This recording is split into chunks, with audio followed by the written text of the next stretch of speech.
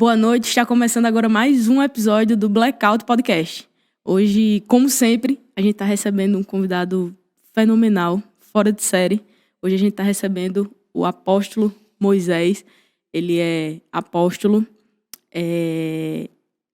psicólogo, né? Sim. Isso aí, pesquisei, rapaz. Vamos deixar o apóstolo Moisés se apresentar para o Seja pessoal. muito bem-vindo, apóstolo. Acredito que o nosso público já conheça ele. Com certeza. É uma pessoa muito conhecida, mas vamos deixar ele se apresentar. Tudo bem. Boa noite a todos. Eu chamo Moisés Randa Chivanja. E eu sou pastor. E sou pastor já há 27 anos. Então, estou aqui na cidade.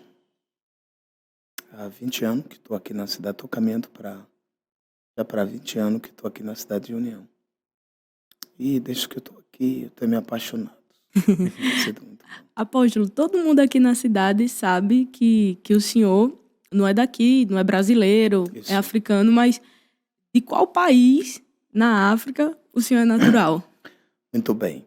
Aqui no Brasil, eles têm uma realidade que eu encontrei aqui, de que todos acham que a África somente é um país. Mas a África é um continente que tem 55 países. Então, eu sou de Angola, o país angolanos, e eu nasci em Angola, mas cresci na África do Sul.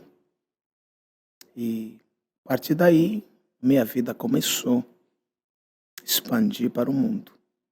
Então, eu sou angolano. Angolano. E eu tenho escutado algumas pessoas aqui na cidade dizer que o senhor era da Namíbia. Ah, sim. Namíbia é o lugar onde trabalhei, onde eu conheci a minha esposa. Porque a minha esposa, quando veio de sair do Brasil, ela foi diretamente à Namíbia. E eu já estava morando na Namíbia um certo tempo em missões. Estávamos trabalhando para Deus. E ela chegou na África, chegou na Namíbia, não sabia falar inglês. E foi dezembro. Aí, em dezembro, todos os missionários saem de férias, vão para os seus países de origem. Aí eu fui para o meu país, que é Angola, é vizinho, perto. Aí, de uma tarde, recebi uma ligação da base onde viemos. Ligaram para mim e disseram o seguinte: olha, tem uma moça aqui que não sabe falar nada, ninguém entende ela o que fala. Aí você precisa interromper as suas férias, vem para cá para nos ajudar a traduzir o que ela quer. Aí eu saí de Angola, fui para Namíbia, porque eu vivi na Namíbia há 16 anos. E onde nos conhecemos, com a minha esposa, moramos juntos ainda na Namíbia, um certo tempo, e saímos da Namíbia para vir para aqui o Brasil. Apóstolo, na região onde o senhor nasceu e cresceu, Sim. e trabalhou na Namíbia, Sim, Namíbia. qual é a língua natural de lá? Na Namíbia, eles falam o Vambo, Bambo. mas a língua que eles se comunicam é o inglês. Língua que é para a comunicação para toda a nação. Mas tem as suas tribos que eles falam. Na Namíbia tem 11 dialetos. Ui. São Puxado. 11 dialetos. No caso, o pessoal lá é obrigado a aprender o inglês, porque... E agora tem a segunda língua que usa, que é africâns, que é meio holandês, é mistura. É africâns e holandês. O senhor fala quantas línguas? Eu falo 6. 6 línguas. Quais? Agora falo português, já quando falo português, falo inglês, falo umbundo, falo francês, falo Kiswahili, falo Ngangela e falo africâns. Puxa, Eu falo português errado. não é nem o completo. Não, isso é que eu achei interessante. Uma vez eu tinha um programa na rádio aqui, acho que era Zumbi, não lembro muito bem. E eu falava, quando falava, as pessoas até esse homem fala muito errado, meu Deus. Eu no começo ainda não falava muito bem português, ainda errava muito, muito mesmo. E aí as pessoas me encontram na rua. Rapaz, a gente gosta a forma que você fala, não fala as coisas direitinhos. E assim, aí as pessoas tiravam onda, né? Aí eu também brincava com ele, disse, ok, eu falo 6 línguas. Se estou errando o português, é menos. Você que fala uma, ainda erra essa uma. Então nasceu para falar o quê? Apóstolo, de vez em quando não dá uma Uma bugada. mistura os idiomas todos na mente, dá uma bugada. Não, tem momentos em que, por exemplo, quando eu prego, até hoje ainda, as minhas mensagens, dando o seminário que eu dou, eu não consigo ainda preparar em português. O que eu faço? Eu escrevo, preparo o meu sermão no inglês primeiro, e eu formo tudo gramaticalmente, tudo no inglês. Aí depois só assim que eu traduzo para português. Ainda não sou muito assim, ainda não consigo escrever uma mensagem, um sermão, um seminário só em português, ainda não consigo. É como se pensasse em inglês. Então, tem dias que a palavra vem em português, mas só que eu não sei pronunciá-lo, só sei no inglês. Aí eu tenho que fazer uma tradução simultânea, muito rápido. E muitas das vezes, nem falo uma certa, nem a outra certa. Eu fico nessa batalha toda. Mas aí hoje, eu, graças a Deus, já consigo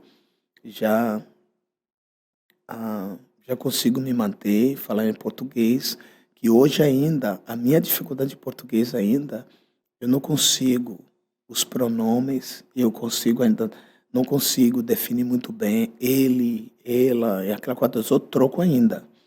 Mas o resto já estou conseguindo, já dominar. Mas fique tranquilo, apóstolo, a gente de vez em quando também troca e nasceu aqui. Agora, o sobrenome, quando eu ouvi falar do senhor, sim. O sobrenome chamou a atenção.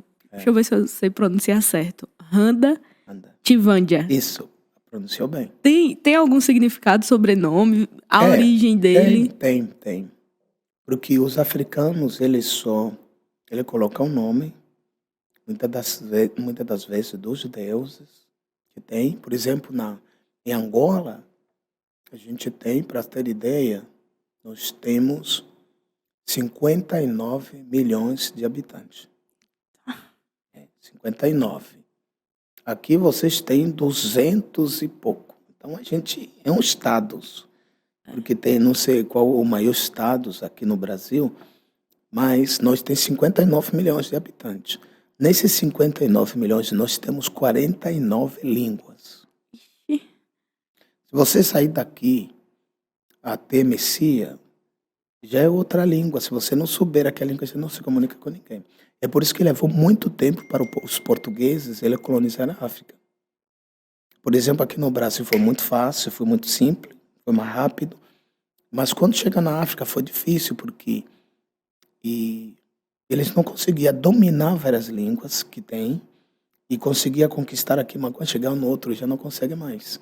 Então, para você ter ideia, então, com isso, cada tribo tem os seus deuses. Então, ele dava os nomes de acordo com os deuses que eles tinham. E cada tribo que tem. Por exemplo, meu nome é Randa. Essa palavra Randa significa pedra. Pedra, no nosso dialeto, é Randa. Chivanja significa não pode olhar atrás. Então, é uma pedra. A pedra nunca olha atrás, nunca olha na frente. Então, ela mantém na posição que está. Então, meu nome em português é Moisés. Randa é pedra. Chivanja não olha atrás. Eu acho interessante também, o senhor falou agora o significado do seu nome, lembrei do significado do meu nome.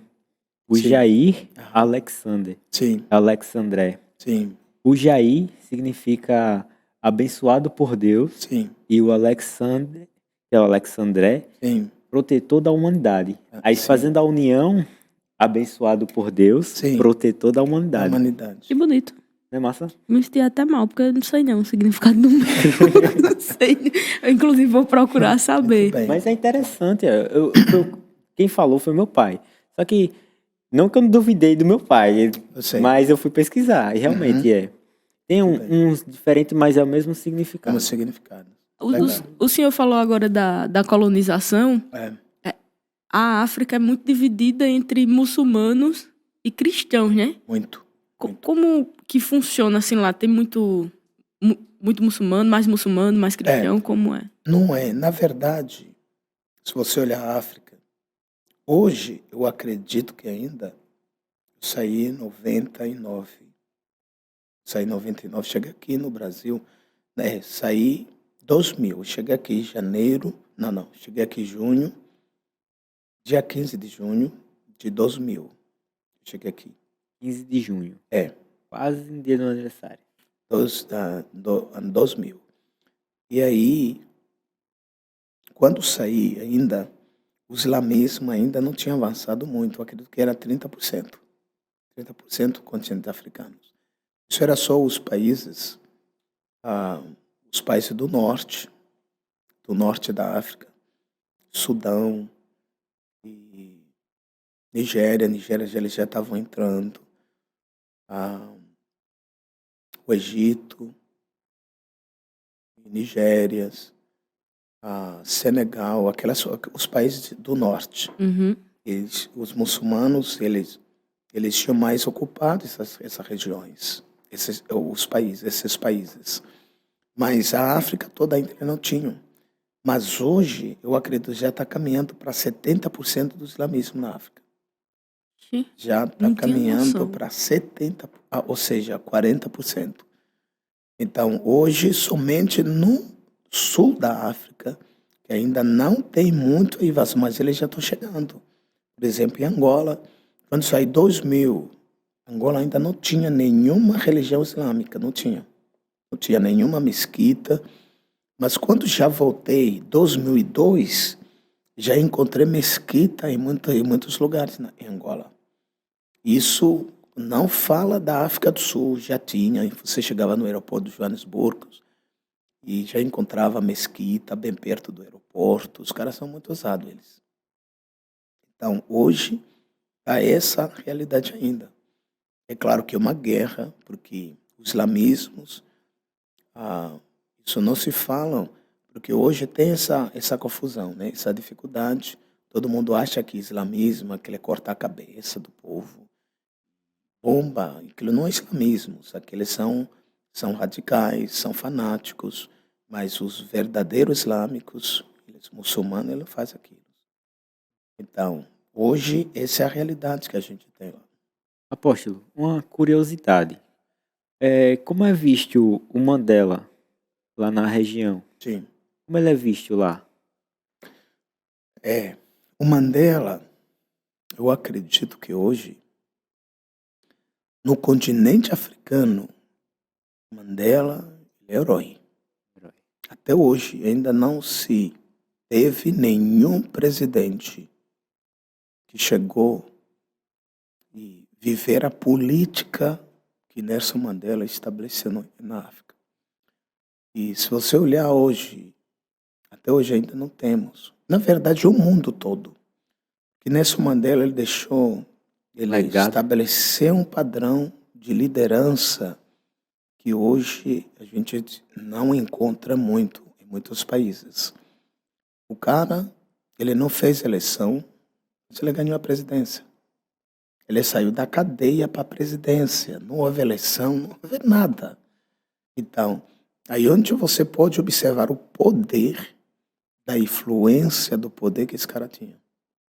Então, hoje, é o único presidente que ele, depois que ele saiu na cadeia, da prisão, ele foi para o poder, ficou 2 anos, e aí ele mesmo diz o seguinte: agora eu preciso repassar o poder para outra pessoa. Isso é difícil encontrar hoje. Um presidente que diz assim: passe o poder para outra pessoa. 2 anos para mim foi suficiente. Aí a gente percebe que foi a ausência de egoísmos, de usura do dinheiro, de poder, Então, por isso que quando Nelson Mandela morreu, e foi muita coisa morreu. Eu hoje na África, principalmente na África, que é o país dele, ah, é muita, é muita ausência deles. Para você ter ideia, até hoje, o partido dele ainda continua no poder. Não consegue eleger outro branco, porque o poder estava na mão dos brancos no tempo da apartheid, e quando saiu na mão dos brancos, na mão dos sul-africanos brancos, nunca voltou. Isso já vai caminhando para 30 anos. Entendi. O senhor é evangélico, não é Sim. isso? O senhor foi evangélico a partir dos seus pais ou no meio do caminho decidiu virar evangélico? Eu não fui por causa dos meus pais. Até porque quando eu me converti, meus pais ainda não eram. Então, teve uma tia que ia para a igreja e ele me levava. Ele tinha um filho pequeno, aí ele me levava juntamente com o filho dela. E a partir daí fui crescendo. Eu era muito pequeno ainda. Mas aí a decisão de servir a Cristo mesmo, isso partiu a partir dos 10 anos. 10 anos eu já cantava no coral. Com 10 anos eu já tocava instrumentos dentro da igreja.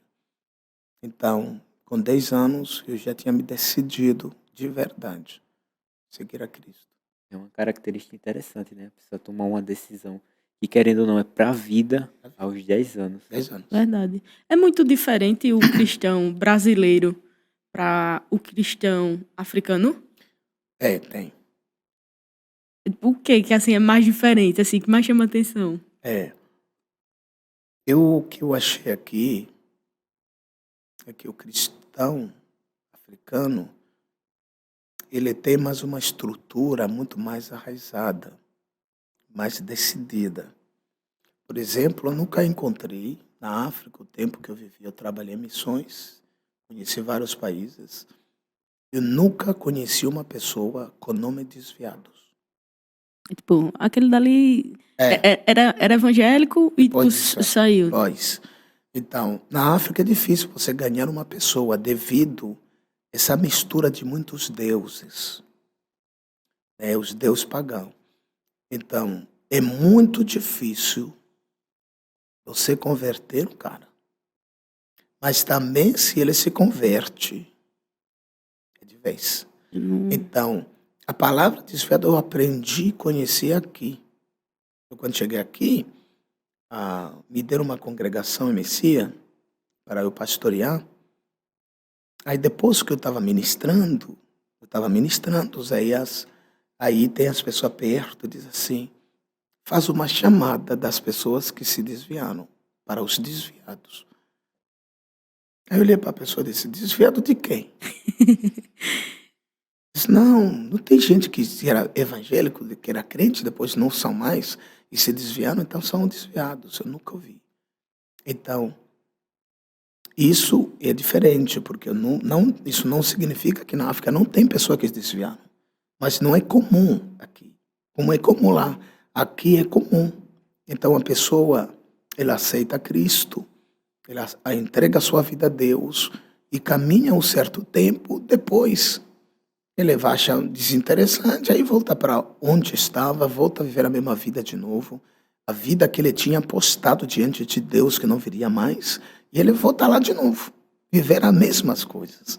Então isso aqui, talvez essa é a diferença, porque a palavra de Deus, ela diz o seguinte, conhecereis a verdade e a verdade vos liberta. Então a pergunta que eu tenho sempre, será que eles conheceram a verdade mesmo? Porque não tem como você conhecer a Deus sabendo que a sua vida era uma lama, a sua vida não prestava. Você ganhou significados de vida a partir do momento que você conhece o propósito pelo qual você nasceu.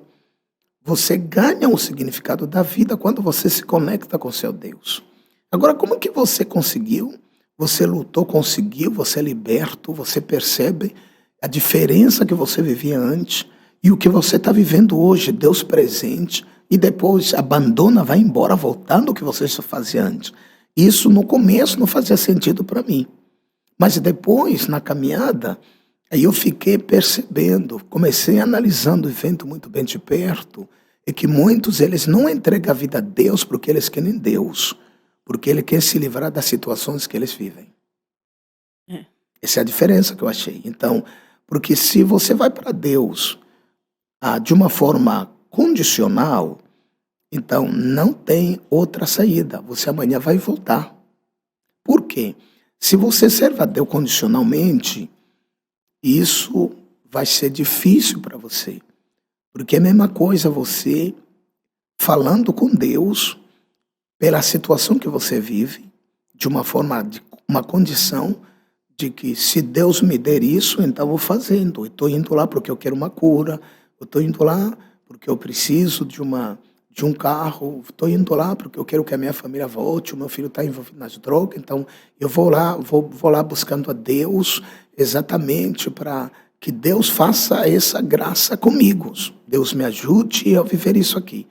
Então, depois que você alcança tudo aquilo, você alcançou tudo aquilo, aí você percebe que já tenho o que eu tenho, então não preciso mais de Deus. Relaxa, né? Relaxa, então aí significa que você só usou Deus para você se promover daquilo que você quer. Mas dentro de você mesmo, você não quer Deus.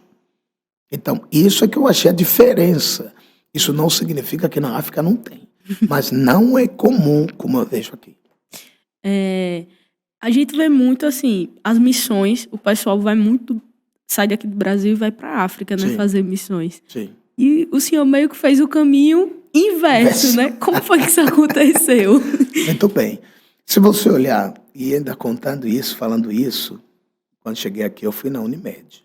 Tinha um plano de saúde na Unimed.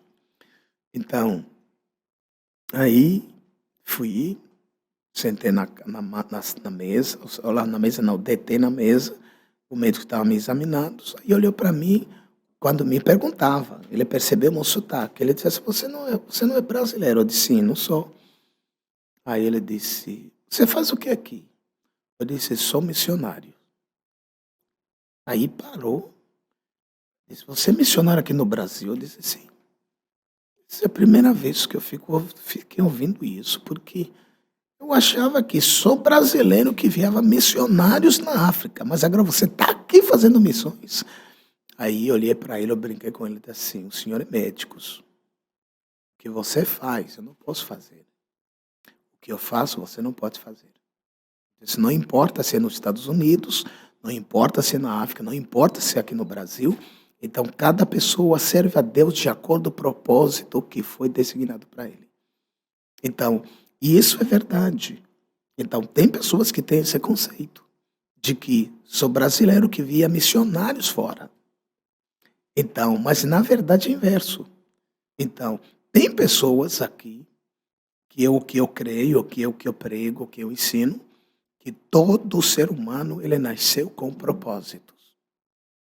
Todo pessoal, toda pessoa, ele nasceu com propósitos. Que está escrito no livro de Provérbios, capítulo 20, 19 e 21, diz assim, o homem tem muitos propósitos. O homem faz muitos planos, mas quem prova é Deus. Há propósito no coração do homem, muitos propósitos no coração do homem, mas o que prevalece é os propósitos de Deus. Então, isso que eu creio é que cada pessoa veio aqui na Terra com propósitos definidos. Fazer aquilo que você foi propositalmente, você fez você existir na Terra. Então, isso é tão real que você percebe que hoje eu estou feliz. A minha felicidade não porque eu tenho casa, não porque eu tenho igreja, não porque eu tenho gente, eu tenho amigo, não. Porque toda vez que você estiver dentro desse propósito, você é feliz. Quando é que você não é propósito? É quando eu pego, por exemplo, esse celular aqui, ele só funciona no ar livre. Se eu colocar esse celular na água, eu estou violando o propósito dele.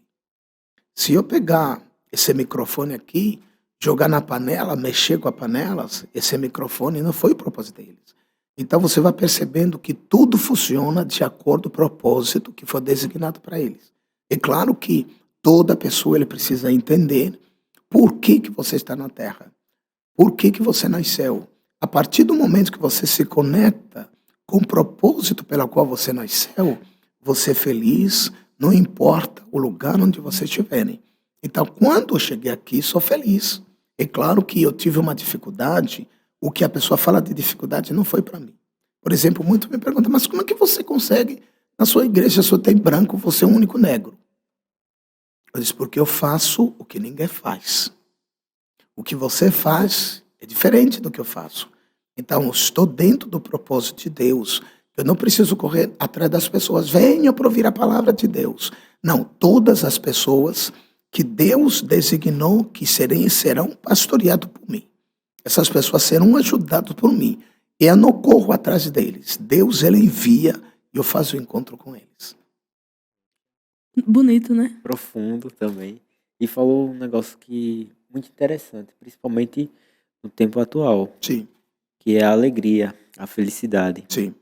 Muita gente hoje bota sua felicidade nos bens materiais Isso. e não enxerga o propósito de vida, Exato. né? E se torna até um pouquinho triste, porque quando a pessoa consegue alcançar aquela felicidade naquele bem material, depois de um certo tempo tá triste. Isso. Mas é porque quando você coloca a felicidade em coisas tão Supérflua. supérfluas, o celular quebra, você perde, Exato. aí Exato. surge outro mais moderno, É. num piscar de olhos, e Isso. a sua felicidade vai embora num piscar de olhos. Esse é o grande dilema no Brasil. A gente tem uma geração que eles observam que a sua alegria é condicional. Porque se a sua alegria for condicional, você está com problema. A sua alegria, se for condicional em coisas. Então, estou bem hoje porque tenho isso, estou bem porque eu estou isso, estou bem porque estou isso. Então, é por isso que acontece muito suicídio no Brasil. É por isso que acontece muita vira-volta. Você vê as famílias, o disfuncional das famílias, porque a gente troca a vida com coisas. E aí o que acontece? Ele deposita, ele conquista o bem, mas só que ele começa a condicionar aquilo. Então, a partir do momento que você condiciona, você está dizendo o seguinte, que se isso não estiver, a minha vida não vai para frente. É por isso que você encontra muitas pessoas, ele tem muita dependência emocional no celular, a dependência emocional em coisas, dependência emocional nas pessoas. Então, quando essas pessoas vão, eles querem morrerem. Porque ele não vê mais o sentido da vida. Ele não consegue mais chegar à vida. Porque ele só enxergava a vida através daquilo, só enxergava a vida a partir da pessoa, enxergava a vida através das coisas. E quando retiram aquelas coisas, vai começar a cavar-se um buraco dentro da alma dele. E não tem que preencher. É aí onde vem o suicídio, é aí onde vem a depressão, onde vem coisas. Se você observar, pergunta à pessoa, por que está depressivo? Por causa disso, porque eu tive um amigo, me abandonou, e eu não gostei, eu queria ficar com ele. Não, mas você nasceu só. Você tem que saber ser feliz sozinho. Você não pode ser feliz porque tem isso, ser feliz porque o dia que sair aquilo que você condicionou na sua vida também acabou. E essa é a geração que nós temos, que é a geração difícil. E você percebe, você encontra uma criança com 7 anos, já depressivo. Você encontra criança com 10, depressivo. Nunca se viu isso, nenhum canto no planeta. Mas por quê? Porque a mamãe, ele fica o tempo todo, está lavando os pratos para se livrar do filho, vai dar o celular, vai fazendo joguinhos. E então aquela criança começa a condicionar a vida pelo celular. É que os pais não querem mais ter o trabalho Não quer. de ser pai e mãe, de educar a criança, Exatamente. né? Triste, né? E aí você vai observando que geração difíceis que nós estamos levantando. Mas é um povo que não consegue manter uma conversa de 5 pode. minutos, 10 minutos, não Sério. consegue. É Não consegue. complicado. Mas, apóstolo, Vamos falar de felicidade, Sim, falar de comida. sim. É bom falar de comida. Olha, inclusive, a gente tem um patrocínio muito massa da galera da Chiamore Pizzaria. O QR Uau. Code tá na tela, o número também. Então, aponta o celular, anota o número no WhatsApp, pede a pizza, que a nossa tá chegando daqui a pouco. Aí você come uma pizza junto Que com a legal. gente. Que bom. Vocês aí e a gente aqui. E o Agora, Apóstolo, qual foi a comida, assim, que o senhor chegou aqui e se apaixonou? Não consegue... É a melhor comida brasileira que o senhor já encontrou. Eu, falando a verdade, é claro que quando eu fui no Brasil, eu já andei em vários países. Uhum. Então, eu já tive o contra-ataque com várias culturas, pratos diferentes, comidas diferentes, sabores diferentes. Então, quando cheguei aqui, não foi muito difícil eu me adaptar a alguns pratos, até porque a culinária portuguesa, isso é o Brasil e todos os países que falam português. Na África tem 5 países que falam português, 5 países. Português do Brasil ou de Não, Portugal? na Portugal. Portugal. No Brasil não tem mais outro canto, só no Brasil. Só no Brasil. Só no Brasil mesmo. Então, quando eu cheguei aqui, é claro que eu tive dificuldades com alguns alimentos. O primeiro foi cuscuz. Foi uma batalha, eu me lembro até hoje. Eu cheguei, a minha esposa foi me buscar no aeroporto, meia-noite. E naquela altura ainda o aeroporto era aquele aeroporto muito pequenininho, ainda não é como esse aqui, essa belezura toda que tem hoje o aeroporto nosso. Então, foram me buscar, fomos para casa, dormimos, porque já era tarde. Aí de manhã, é a hora do café. Puxa um pouquinho. Próximo. Mais um pouquinho? Isso. Então, aí sentamos à mesa. Eu nunca tinha visto cuscuz. Primeira vez que eu estava vendo. Aí colocaram um prato. Tinha um negócio de cuscuz, depois tinha uma jarra de leite, aquela coisa toda. Aí eu coloquei no meu prato, coloquei um pouquinho. Depois coloquei o leite. Aí eu comia, colocava uma colher de cuscuz com leite. O leite descia, E o cuscuz ficava. ficava na boca. Ixi. Olha, a primeira vez, eu disse, meu Deus, o que é que eu vou fazer? Aí, mastigava, não descia, tem que colocar mais para aproveitar.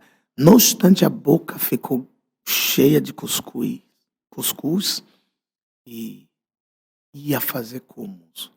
Eu fiquei com vergonha, eu disse, meu Deus. E a minha esposa chegou e disse assim, você não precisa comer, gente, dá outra comida. Vamos dar outra comida. Mas até então, foi uma batalha. A partir daquele dia eu disse, meu Deus, como que eu vou comer cuscuz? Como? E aqui eu acho que a comida muito... É o prato muito importante aqui no Nordeste, cuscuz. Mas depois na caminhada, vou me acostumando. Mas senão, as comidas que vocês comem aqui são as mesmas comidas que a gente come. Eu acho que cuscuz é a coisa que eu mais gosto de comer. Foi mesmo? Oxe, eu como cuscuz de manhã. Se É. sobrar do de manhã, é capaz de eu comer do meio-dia. Meio-dia. Misturado E com feijão. faço outro à noite. Não, só não Isso. gosto misturado com feijão. Mas é não bom. curto, não. Mas E feijão cuscuz com gelado. tudo é bom, bicho. Só não gosto com feijão. Cuscuz com feijão.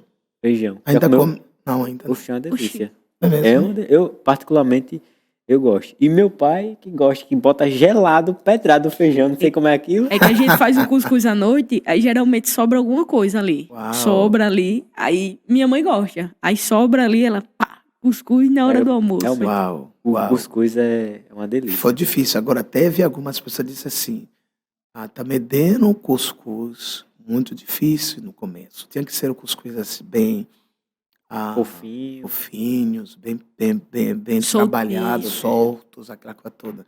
Mas hoje já, na minha casa, não como. Mas se eu for em qualquer casa, eu como, tranquilamente. Já fui Já virou treinado, brasileiro. É. Já come Já fui cuscuz. treinado. Ainda bem que a gente já não fez sei. cuscuz, né? Muito E bem. pastor, quando o senhor... Pode chamar de pastor, né, também? Pode, É pastor, Pode, tanto faz. apóstolo. Tanto faz. Quando o senhor chegou o senhor veio no Brasil já como pastor? Eu vim no Ou- Brasil como missionário, na verdade. Como foi? Eu, na verdade, eu não queria vir para o Brasil, não queria. A minha esposa, ela ficou 5 anos na África, na Namíbia.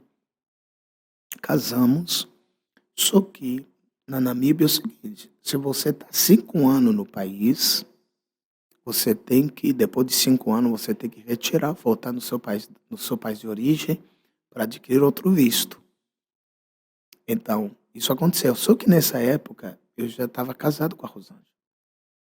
E a partir daí, passou um certo tempo, não podia mais ficar no país, tinha que voltar para o Brasil. Aí eu falei para ela o seguinte, não, vamos para o meu país, vamos para Angola. Porque talvez, como você casou comigo, angolano, você pode conseguir o visto com mais facilidade. Aí fomos para Angola e a situação piorou. Que cada dia ela tinha que pagar $50 americanos por Ixi. dia. Pesado demais. Você tinha que permanecer no país. A 50 moeda dólares. lá é mais ou menos. É mais valorizada que o real ou menos? Não, em Angola mesmo o valor, o dinheiro era desvalorizado. O valor é muito, eu acho que é 6, é 4 por $1. Ixi. Mas só que só usava dólares. Ele usava dólares. É um país que ele tinha a sua moeda, mas devido a essa invasão de divisas, eles usavam dólares juntamente com a moeda que é Kwanza, que é a moeda local. Então, aí eu cheguei no ponto, eu disse, não vai dar certo. Aí quando falei para a Rosângela, eu disse, olha só, você vai, a gente já tinha um filho, nosso primeiro filho, eu disse, ok, você volta, vai para o Brasil e depois trata lá a documentação, aí você volta para a África.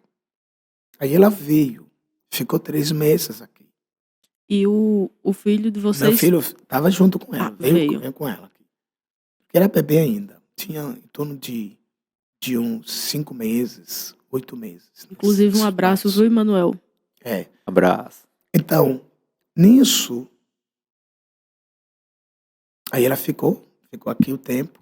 Só que os pais disseram o seguinte, você não volta na África. Então, chegou, apóstolo, já chegou a pizza.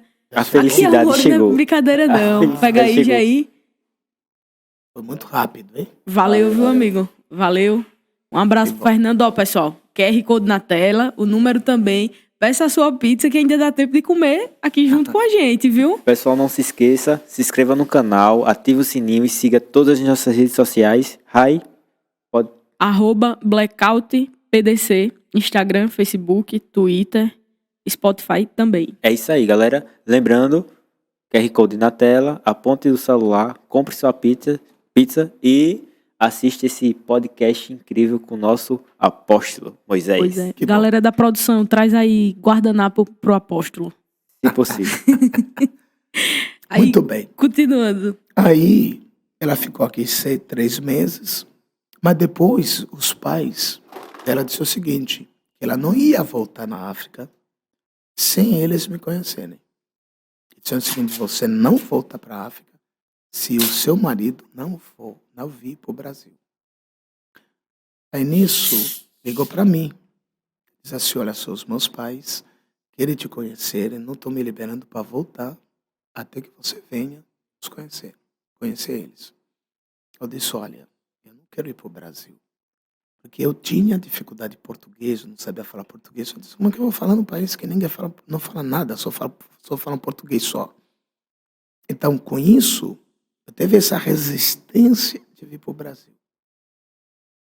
Mas aí, quando ela diz assim, os meus pais estão dizendo que você me passou a perna. Você não quer vir? Eu disse, não, que negócio é esse? Sou homem de Deus, vou passar a perna a ninguém? Então, vou comprar passagem. Comprei a passagem, eu vim para cá. Então, só que, quando eu vim para cá, a gente estava em missões, era missionário. A gente viajava países e países, pregando o evangelho. Isso ainda não era pastor, porque não cuidava ainda do rebanho. A gente caminhava, pregava, a gente chegava num país, ficava 1 mês, 30 dias ou 45 dias, 2 meses, 15 dias, a gente voltava, evangelizava, voltava. Mas aí, quando cheguei aqui, fiquei um tempo, depois quando cheguei, Eu vim com a passagem de ida e volta. Diz, olha só, se der alguma bronca, eu já estou com a passagem de ida e volta, já estou voltando. Quando cheguei aqui, ficamos um tempo. Quando me preparei para voltar, a minha esposa estava grávida do nosso caçula. Aí eu disse, você me enganou, você fez de graça para eu não sair daqui. Mas aí ficou aí é quando eu percebi, quando eu falei para mim mesmo, por onde eu vou caminhar com o pequeno, menino pequeno ainda, com outro na barriga. Como que eu vou fazer isso? Caminhando, eu ainda não tinha casa, a gente via missões o tempo todo. E quando eu decidi ficar no Brasil. Então, na igreja que a gente fazia parte, que é a igreja delas, aí quando viram que eu decidi ficar, e quando disseram o seguinte, a gente tem uma igreja para você cuidar, que é Messia, e nós queremos com que você vá lá, cuide dessas ovelhas. Apóstolo. Ela é natural lá de Messias? Quem? A sua esposa? Não, Marcel. Interessante.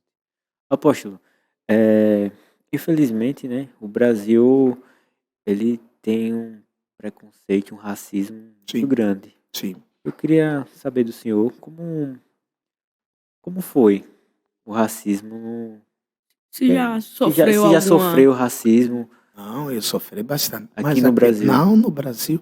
No Brasil se deve, eu acredito que não me dei de conta. Não percebi. Aqui não. Não, foi mais na Coisa África. boa, né, então? Foi mais na África do Sul. Na África do Sul foi coisa. difícil. Na África do Sul era, quando estava lá, o tempo da apartheid. Não sei se vocês ouviram ou estudaram aqui o que é apartheid. Uhum. Então, era exatamente nesse tempo que Nelson Mandela estava preso. Ele estava preso e era o tempo ruim. Se você chegava na África do Sul, você encontrava na praça, como as praças aqui normal, né? Normais, essas praças daqui, tem cadeiras. Então você encontrava, se tinha 10 cadeiras, 5 cadeiras pintas de pretos e outras cadeiras pintas de brancos. Então, se você é negro, você sentar nas cadeiras brancas, você apanha. Você apanha. Então, eram os banheiros públicos, você chegava, tinha os banheiros pintados de pretos e outros pintados de branco.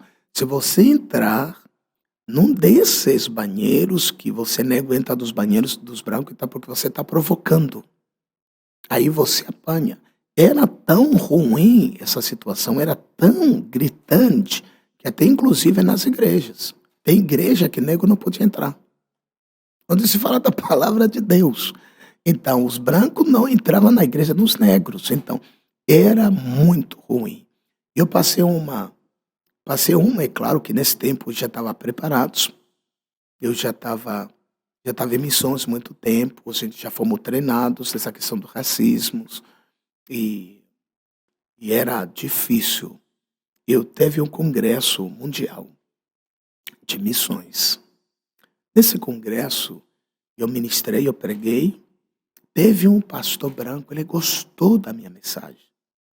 Aí ele disse assim, eu quero, quando terminei, ele me procurou, me achou. Aí disse assim, eu quero te levar na minha igreja. E ele me alertou, ele disse assim, na minha igreja, nunca alguém da sua cor pregou lá. E você vai ser a primeira pessoa. Eu pensava que era uma coisa simples, mas não era. Assim, a pessoa fica lisonjeada, mas ao mesmo tempo Pouco assim, receoso. assusta. Com certeza. O cara dizer, nunca ninguém negro Nunca, pregou na minha igreja. Ninguém pregou. Aí eu disse, tudo bem. Aí combinamos, peguei o ônibus, eu fui na cidade, a cidade era Witbank. E chegamos. Quando cheguei, a maior surpresa foi na casa dele. Cheguei sexta-feira, eu ficaria na sexta, no sábado e domingo. Estaria de volta na segunda-feira. Aí, assim que eu cheguei na porta da casa dele, quem veio é a esposa dele, juntamente os filhos. E aí, me receberam, tranquilos, levaram a minha bolsa. E quando levaram a minha bolsa, eu percebi que eles levaram lá nos fundos, tinha um quarto, que aqui se chama o quarto da pessoa que trabalha numa casa de empregadas, né? Uhum. Me levaram lá, Oxente. levaram lá a minha bolsa. Até ainda não foi muito difícil. Aí, quando foi à noite, e a gente espera a janta, né? A janta chamando convidados, vem aqui pra gente jantar. Não, a janta levaram no meu quarto. Levaram a Isso. janta no meu quarto. Aí eu comecei a imaginar, comecei a pensar, aqui eu acho que vai ser uma guerra aqui nessa casa.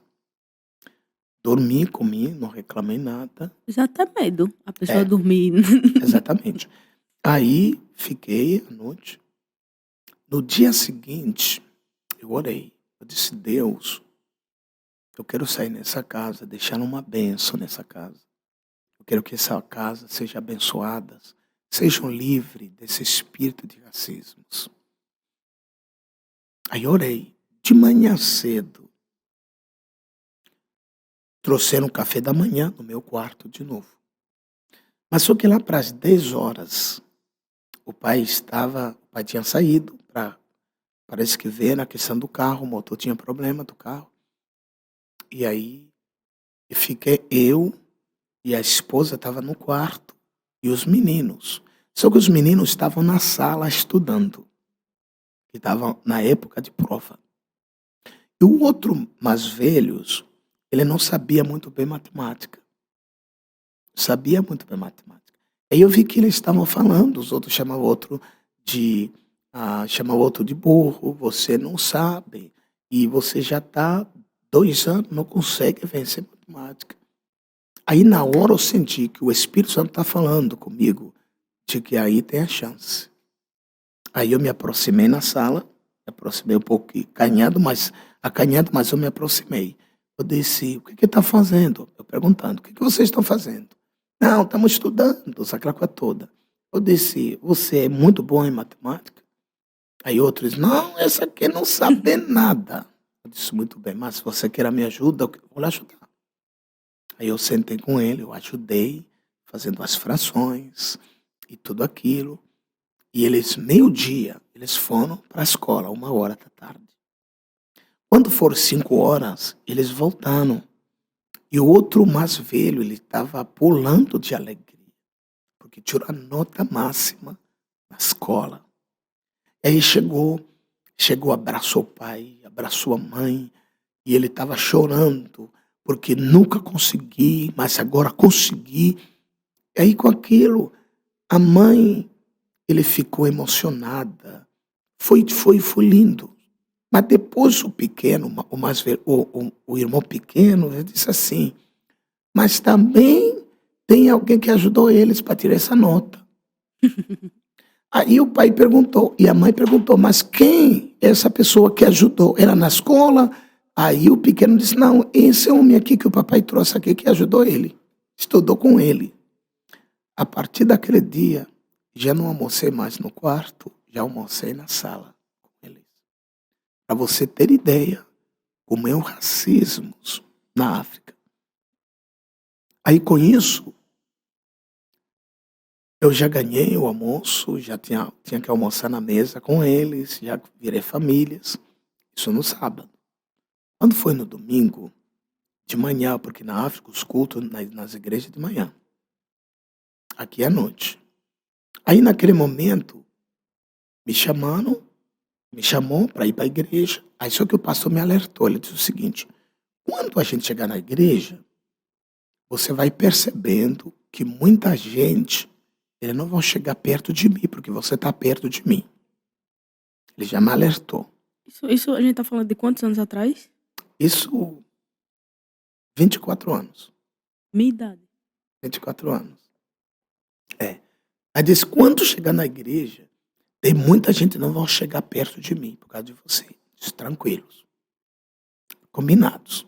Chegamos na igreja, aí ele me alertou, não pode sentar na frente, você tem que sentar atrás.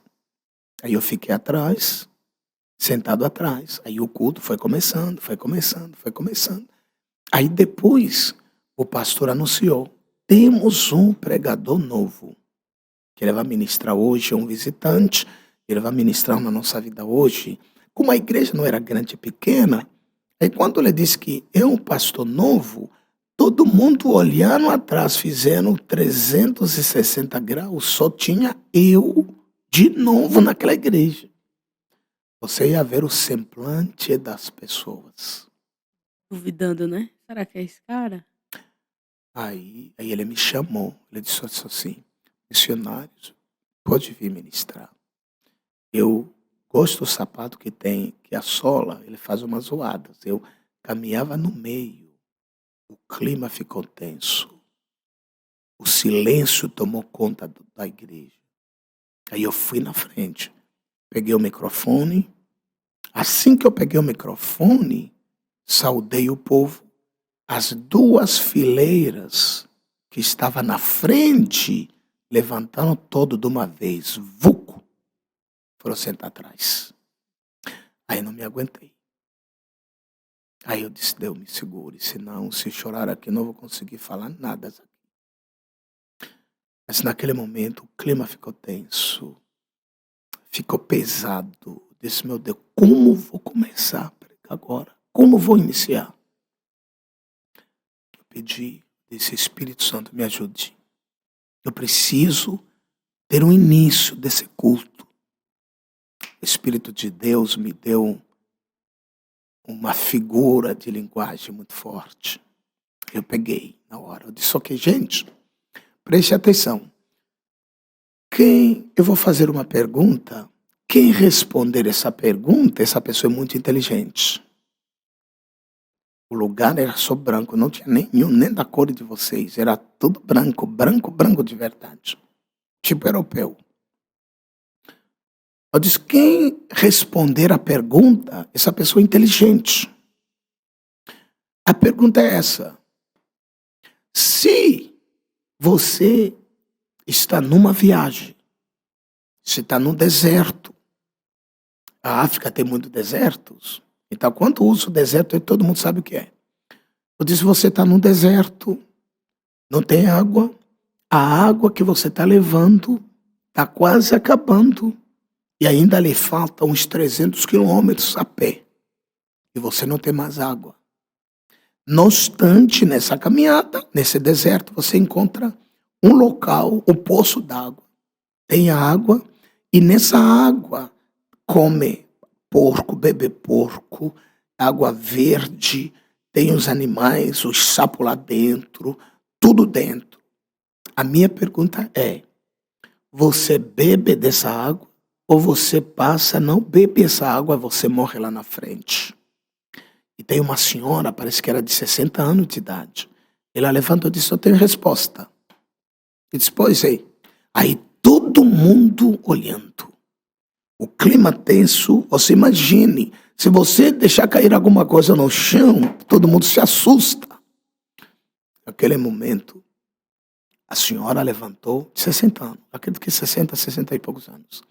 Ela diz assim: ok, se for no meu caso, se eu perceber que onde eu estou indo é distante e a água que eu levei acabou, eu não vou passar essa água suja misturado com lama, eu vou beber essa água e vou caminhar. Se chegar, vou no hospital para me tratar, mas para atravessar o deserto com sede, não vou conseguir. Então eu bebo essa água suja, eu quero beber para não morrer no deserto. Aí eu aplaudi, eu disse: a senhora acertou. Agora todo mundo presta atenção. Esse poço de água suja no deserto, sou eu aqui.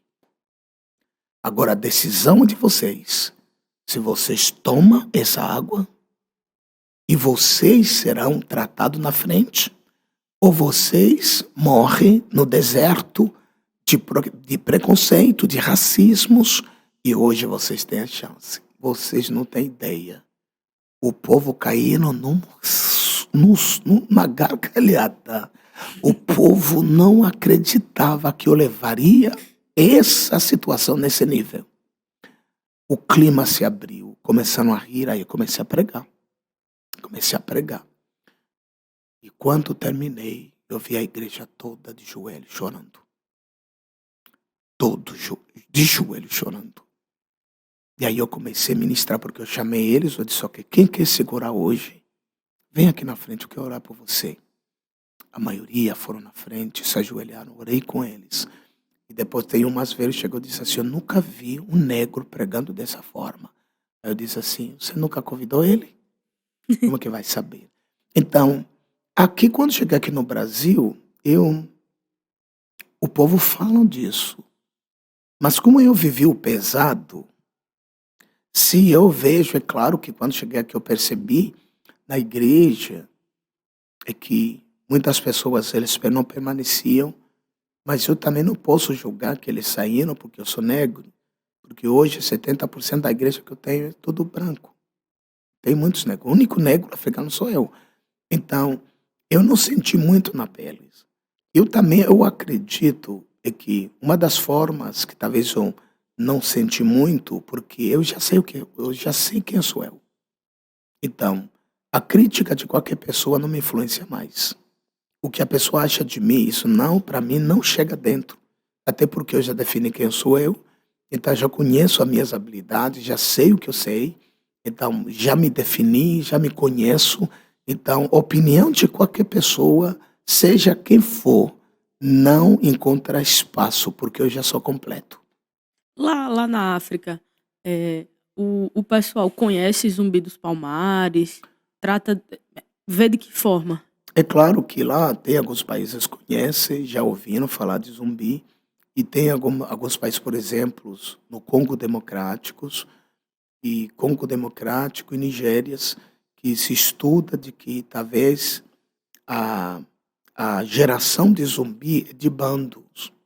Bando, na África, era o povo que vivia nas fronteiras, por exemplo, da Nigéria, do Congo Democrático. Se você vê o rosto de zumbi, se eles desenharam certinho, então dá para perceber que ou ele era do Congo Democrático, a raiz dele, a geração dele é do Congo Democrático ou da Nigéria.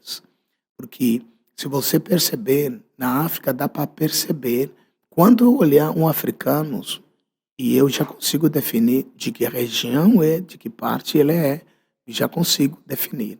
Então, quando eu vejo o desenho dele, se eles conseguiram fazer o correto, o desenho é certo, dá para perceber que ou ele é da geração, ele vem de Congo Democráticos, são os escravos que vieram de Congo Democráticos e que vieram da Nigéria, que vieram também no norte da África, porque 70% de muitos negros vieram do norte da África, que é exatamente no Congo Democráticos, que é Nigéria, Gana, a Côte d'Ivoire. Então, se você vê o rosto deles, é exatamente igualzinho. Eu acredito que esses povos, eles sabem, até inclusive tem muitos nos dias, quando tem um aniversários aqui, que é a festa deles, muita gente, os africanos, muito eles vêm. Principalmente quem já vive aqui perto. Aí eles vêm. Antes a igreja do senhor, ela tinha outro nome, né? Era É o Shaddai. El Shaddai. Isso. Por que mudou? Mudou porque quando eu cheguei, aquilo que eu falei no começo, que eu participava na igreja da minha esposa, que fazia parte, que é Batista El Shaddai. Então, só que a filosofia da Batista El Shaddai, se a igreja ele tem uma dinâmica, o pastor que dirige, ele é teólogo, ele é formado, então imediatamente ele dá independência, que é isso que eles fizeram. Mas quando eu cheguei, eu não queria começar a igreja aqui. Eu nunca queria começar o ministério aqui, porque o meu sonho sempre foi começar a igreja na Austrália. Esse era o sonho. Eu queria começar o ministério na Austrália. Não era por isso que eu não queria vir aqui no Brasil. Mas aí os planos de Deus são completamente diferentes. Totalmente Diferente, do outro lado, né? Exato. Aí eu acabei chegando aqui. Então, por isso que a minha ânsia era de voltar. Mas quando a minha esposa ficou grávida do nosso o segundo filho, aí a igreja El Shaddai, a qual era missionárias, eu decidi não ir, ficar um tempo até que os meus filhos aprendessem português. Aí quando me convidaram para fazer parte, dirigir uma igreja Messias, que era El Shaddai ainda. Então com isso, com a igreja que começamos, que estava lá em Messias, aí os de Messias, eles me convidaram para visitar as raízes do Zumbi aqui. Ele disse assim, vai conhecer as suas raízes. Aí eu cheguei aqui mesmo como chama essa Serra casa da aqui? Barriga. Não, aqui. Zé de Lima. O posto... Que posto, meu Deus? Não. Casa Jorge de Lima. Jorge de Lima. Casa Jorge de Lima. Pois. Então, aí viemos aqui. Quando estive na cidade, Deus falou comigo. Aí voltamos, eu falei para eles aqui, o próximo ano a gente começa a igreja aqui. Aí foi, depois começamos a igreja aqui. Mesmo assim ainda, El Shaddai. Então ainda caminhei com El Shaddai aqui, acho que uns 2 anos, 3 anos aqui ainda. Aí depois, eu tinha Messias, tinha aqui. Aí depois o pastor presidente, que é o pastor Múcio, aí ele nos chamou. Ele disse assim, é o seguinte, todas as congregações que temos, nós vamos dar independência, todas. Eu relutei, eu disse que eu não queria começar o ministério aqui, eu disse que eu não queria. Aí ele disse o seguinte, não, mas não tem que querer. Se você não querer, vou mandar outra pessoa. Aí quando me convenceram ainda falar assim, não seria bom a gente só nos dar independência financeiros, mas permanecer com o nome? Ele disse, não, vai ter que mudar tudo. Aí quando nos convenceram, mudança do nome e nos deram essa independência, que é emancipação, falam aqui. A partir daí eles me deram independência com 4 igrejas. Aqui é União, Messias, Aeroporto e Rio Lago. São 4. E aí depois eu comecei outra igreja, é Murici, não, como chama? É uma responsabilidade gigante. Então, aí no começo, aí depois eu estudei com os pastores, eu consagrei eles a pastores, e aí quando mudaram, quem fez tudo foi eles. Batista El Shaddai que mudou tudo. E que foram para a Receita Federal, e que registraram tudo. Eu não fiz nada, porque no fundo eu não queria. Mas eles fizeram tudo. E aí, até aqui, estou aqui. Quando mudaram para Batista, a gente colocou Ministério Internacional Bethesda. Aí mudamos por causa disso. Apóstolo, qual foi o maior desafio de ser um pastor no interior? Eu acredito em que o desafio de ser pastor no interior é sua religiosidade. A religiosidade, porque cada um defende as suas raízes, mesmo que você perceba que não tem nada a ver, não está crescendo, não está mudando nada dele, mas eles seguram. Então, nas capitais, eles são mais um pouquinho liberais, não são mais conservador muito, e porque já vivem no corre-corre, então vai para a igreja aqui, vai para a igreja lá, vai para a igreja aqui, assim sucessivamente. Mas aqui nos interiores eles são mais um pouquinho fechados. Então, para você entrar no coração é um desafio. Essa é a única dificuldade, você ter a igreja aqui no interior. E eu percebi, mas hoje eu acredito que eu já não consigo mais morar nas cidades grandes. Eu me apaixonei aqui, fico aqui mesmo. Que é o melhor. Mas na caminhada você vai percebendo, ganhou o coração. Se você ganhar o coração, já era. Apóstolo, o senhor tinha dito que chegou aqui no Brasil nos anos 2000, né? 2000, já tem. Janeiro. Dia 15. Dia 15. De junho. De junho. Esse decorou. Ou seja, 21 anos, né, 21 aqui no anos. Brasil. O senhor já conseguiu a cidadania, se já procurou e tal? É o seguinte, eu tive um pouquinho receio, eu tive um medo, não um medo, é receio. Talvez a palavra seria essa. O que aconteceu? Eu fui na Receita Federal, me deram a residência permanente, documentos, carteira residente permanente. Então, vivo aqui permanentemente quando eu quiser.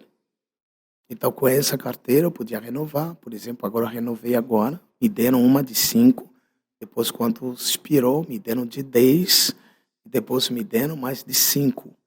Então, agora, é de 7 agora, e eu fui, expirou de novo, fui lá na Receita Federal, me deram novamente uma carteira. Eu acredito que agora vai ser de 15 anos. Então, com isso, eu não vi necessidade de mudar a minha cidadania. Então, até inclusive lá na Receita me disseram assim, mas por que você vai mudar? Porque você é livre aqui. Você pode voltar, porque se mudar a cidadania, você complica de novo, porque eu só posso voltar no meu país com visto. Ah, não sabia dessa. Tem que voltar com visto. Então, e outra coisa, se eu me naturalizar aqui, eu não posso me naturalizar em outro país. Entendi. Então, porque já vai ser a segunda nacionalidade. Eu tenho de Angola, tenho de angolano, tenho agora brasileiros. Então, não posso viver em outro país mais Tem de uma 5 anos. terceira. Se eu me naturalizar aqui de novo, não posso viver em outro país mais de 5 anos. Entendi. Aí, com isso, por isso até hoje eu preferi continuar Renovando. renovando, ter o visto permanente. Eu vivo aqui quando eu quiser.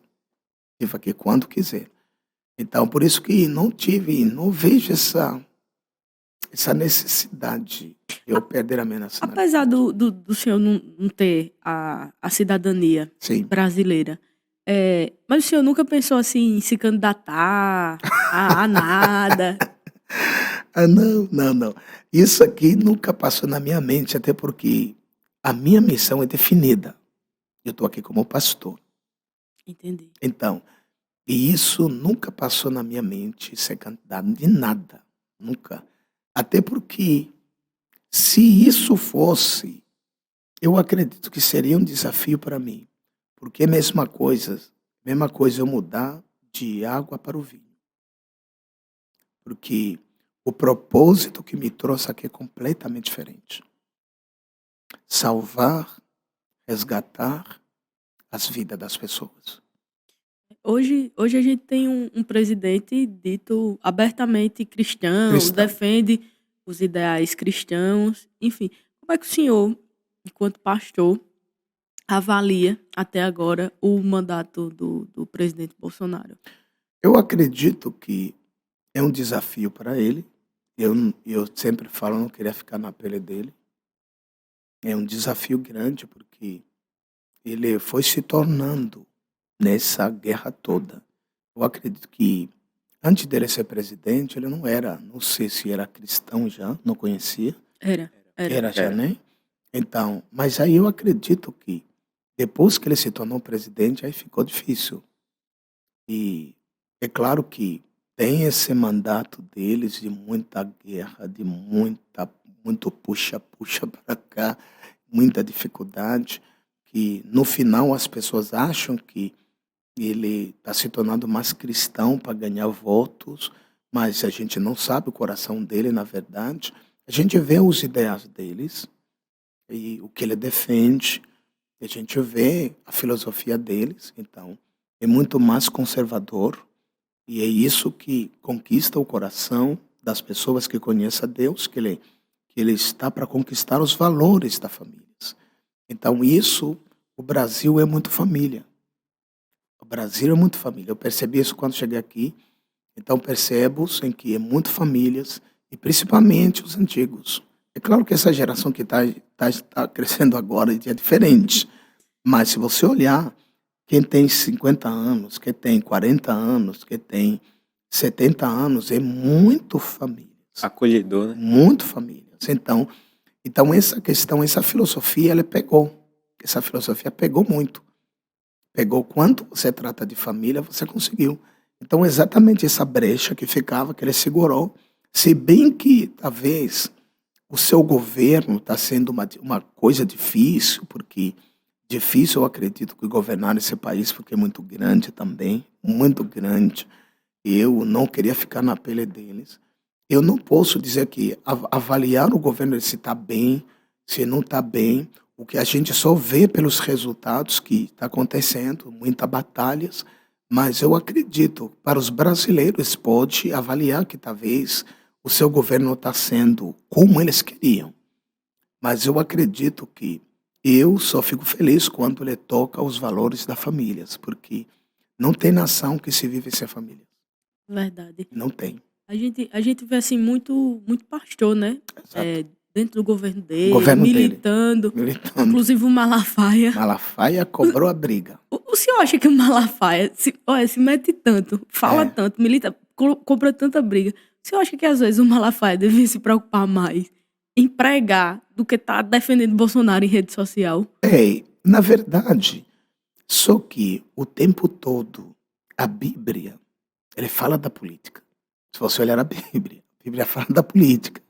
Se você observa os reis, como as primeiras eleições, como aconteceram na Bíblia. Então, a política, ele tem que estar na igreja. É claro que, só que hoje muitos já não sabem como fazer isso.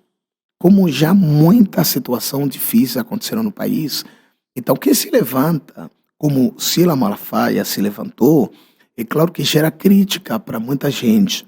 Mas se observar, ele não deixou o púlpito dele. Ele não deixou. Ele continua, só que ele é muito patriota. ele é muito patriota. Então a gente vê isso no sangue, ele vibra com isso. Então, é claro que os seus ideais, muita gente exatamente tem essa opinião. Será que não podia mais se preocupar com a igreja do que preocupar com a política? Mas só que a política também é a igreja. Então, ele lutando com a política, ele está lutando com a igreja. Lutando com a igreja, está lutando com a política. Só que, nesse contexto, aqui no Brasil ainda é coisa muito diferente. Que as pessoas veem a política diferente, a igreja diferente. Isso é que talvez ainda vamos se trabalhar nesse país. Que a política com a igreja não é diferente, não se separam. Não se separam. E, na verdade, se você olhar na Bíblia, então, quem eram os reis? Como era a política? Como funcionava? Se você olhar no livro de Levítico, Deuteronômio, ele diz o seguinte: nunca deve escolher um estrangeiro para governar vocês. Então tem que escolher os seus, dentro dos céus. Então, isso, se você olhar, está dentro. Mas aí, é claro que talvez tem momento que nas expressões ele extrapola algumas situações que talvez compromete algumas linguagens que eles usam. Mas se você olhar, ele lutando com a política, está lutando com a igreja. Lutando com a igreja, está lutando com a política. Só que o nosso povo é que ainda, ele não está muito bem acentuada nessa realidade toda. Ô apóstolo, e o que o senhor acha dos cantores, músicos que se converteram à igreja, começam a frequentar as igrejas Sim. e vai tocar no meio secular? Secular. E não Não abandona, né? abandona. É. Tem aí o Safadão, né? A Simone Simaria. Safadão era cristão, hein? Se batizou ele, a mulher. Foi mesmo. Pô, Tem um tempinho já. Uau. Um tempinho. Sabia Acho que tem isso mais não. de ano. Sabia não. É claro que, se olhar hoje, a gente deturpou muito essa ideia. Foi muito deturpada. Quando fala de você se tornar você é crente, aceitou a Cristo, renunciou, fez algumas renúncias, e depois você parte para o mundo, e depois se torna a sua vida. É claro que tem essa questão que joga aqui o profissionalismo. Eu sou profissional, então ganho dinheiro tocando. E é claro que eu não sou contra isso. Mas só que tem muitas as vezes em que a pessoa erra o alvo. Porque eu preciso separar. Ok, eu fui chamado para isso. Se eu fui chamado para isso, então é isso que eu preciso fazer. Então, tirando essa questão de profissionalismos, o que atrapalha hoje é profissionalismo. Eu sou profissional, então toco no mundo, toco na igreja, toco no mundo, toco na igreja, toco no mundo, na igreja, porque eu sou profissional. Mas se nós olhamos, é claro que depende da consciência da pessoa como que ele vai lidar com isso. Eu não posso julgar eles, mas cada um, ele vai chegar diante de Deus, ele vai receber as recompensas de tudo que ele fez aqui na terra. Mas que talvez não seja muito certo, eu diria assim, é um pouquinho difícil a gente olhar o ponto de partida e Amanhã você está louvando a Deus, depois amanhã você está tocando as músicas que fala contra o próprio Deus que você tocou, que você falou no outro dia. Então, porque se olhamos na palavra de Deus, a Bíblia diz assim: numa fonte não sai água doce e água amarga. A Bíblia diz isso. Por que ele falou isso? Ele falou isso se numa árvore não pode sair a laranja e limão ao mesmo tempo. Se bem que hoje tem, ele faz esse chat, né, faz isso, mas tudo isso é um homem. Mas originalmente você não encontra nenhuma árvore que originalmente e você encontra laranja, limão no mesmo pé. Verdade. Não tem. Essa injeção Enxete, Enfim, chamam enxetados, uma coisa molecular, dessa. alguma coisa Pois, é assim. isso mesmo. Então, mas não encontra. Se vamos na íntegra, então, eu acredito que se torna difícil até para quem faz. Então, se bem que a pessoa faz vista grossa, eu faço isso, não preciso olhar de ninguém, mas o que talvez opera mesmo a consciência da pessoa para fazer isso. Então, eu tenho músicos na igreja que faziam isso, por exemplo, Osiel é um deles, e eles faziam isso, e eu observava a dificuldade dele. Eu acompanhava a dificuldade dele, não era fácil. Ele contou algumas histórias aqui. É. Inclusive, ele contou um negócio curioso, que Tem ele uma disse assim, revelação, né? que o senhor comprou um Primeiro sax para ele sax, tocar. Ele exato. aprendeu, não sei Isso, o que e tal, se isso. apaixonou pelo sax e isso. começou. Aí ele disse que recebeu um convite para É. fazer a gravação de um CD Isso, de uma banda aqui de União. isso. Aí ele disse que foi escondido com um sax da igreja fazer a gravação. Ele disse. E ele acha que eu não sabia, mas eu sabia. Ele disse: o apóstolo vai descobrir depois desse vídeo. E Então. o engraçado também que a gente descobriu que ele só começou a tocar sax porque ele é um péssimo violonista. É. O meu filho não sabe tocar, não, outro instrumento não. Mas o Osiel foi um homem muito especial. E eu louvo a Deus pela vida dele. E porque é um jovem muito determinado. Eu vi no começo do ministério dele, não foi fácil para ele. Então, compramos o primeiro sax para ele aprender. Mas aí ele foi, porque ele é muito persistente, Osiel. Ele é muito persistente. Ele ensaiava. Persistente o cara. Mas aí eu vejo hoje Osiel, o que ele se tornou, meu Deus do céu, homem de Deus. Então, no começo do ministério deles, eu vi essa dificuldade. Ele fazia aquilo, não fazia aquilo com a alma. Ele fazia aquilo mais para manter a sua família e aquela coisa toda, mas no fundo mesmo ele não queria aquilo. Ele queria definir exatamente fazendo uma coisa que talvez não faz só por fazer, faz com propósito mesmo. Eu nasci para fazer aquilo e eu vou fazer isso até quando morrer, isso que eu vou fazer. Por isso que quando ele voltou, ele falou para mim que ele deixou a banda e hoje ele vai fazer o solo, ele vai caminhar só. Fiquei muito feliz porque eu vejo que é aquilo que ele nasceu para fazer, é aquilo que faz ele feliz. Imagina, deixava a família, tinha que passar a semana lá tocando em todo canto, aquela coisa toda. Mas quando voltava, ficava o tempo, a família ficava só. Então, quando ele voltou, fiquei muito feliz. Quando voltou, eu disse: olha, sou pastor, eu agora vou fazer os solos, não vou mais tocar nas bandas. É por isso que eu falo assim, eu não posso julgar quem faz, mas eu acredito que fácil não é, porque ele vai fazer duas coisas ao mesmo tempo. Porque não está fazendo uma coisa só, está fazendo duas. Para eles, parece estar fazendo duas coisas. Uma coisa, mas ele está fazendo duas. Porque numa fonte não pode sair água doce e água amarga. Verdade. Apóstolo, hoje a gente vê, assim, não que não tivesse antes, mas hoje a gente vê muito homossexual assumido Sim, dentro das igrejas Sim. evangélicas, da igreja católica. sim, E até, acredito que até uns 15 anos atrás não era comum, Tão frequente. até teria, né? sim, Mas não era assumido. sim. Como é que o senhor vê as pessoas homossexuais dentro da igreja? Muito bem.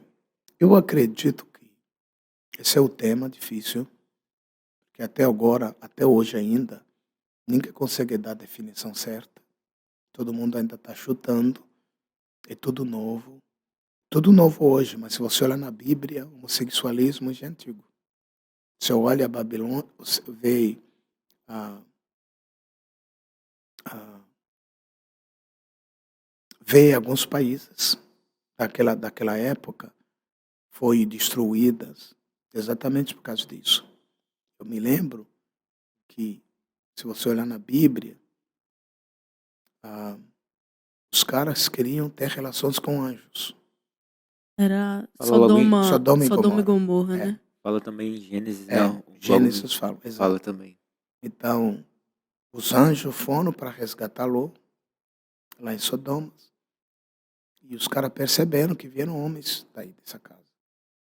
Visitantes, ou são passageiros que estão aí. Os caras rodearam a casa de Ló. Eles disseram que queríamos ter relações com esses homens. Inclusive, Ló entregou as 2 filhas virgens que nunca dormiram com homem nenhum. Ele disse assim: por favor, poupe esses homens, eu entrego as minhas 2 filhas virgens. Os caras não queriam mulher. Eles queriam homem, se relacionar com homem. Então, você observa que homossexualismo não é coisa de agora. E você vai observando que Noé teve 3 filhos. Noé teve 3 filhos. Sem Cã e Jafé. Então, Cã, ele viu a nudez do pai. Vocês sabem as histórias. Viu a nudez do pai. E aí, quando o pai acordou, amaldiçoou ele. Então, Canaã foi a terra, foi os descendentes de Cã. De Cã. Então, aí o que acontece? Depois dessa geração toda de Cã, ele foi amaldiçoada, que é Canaã hoje. É Canaã. Mas aí o que acontece?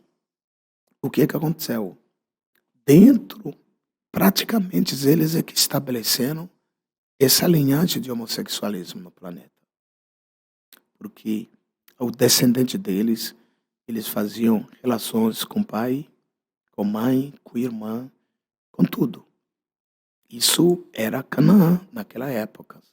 O povo de Canaã era amaldiçoado exatamente por causa disso. Então, é onde eles faziam relações e com o pai, faziam relações com mãe, faziam com a irmã, com tudo. Então, era uma bagunça.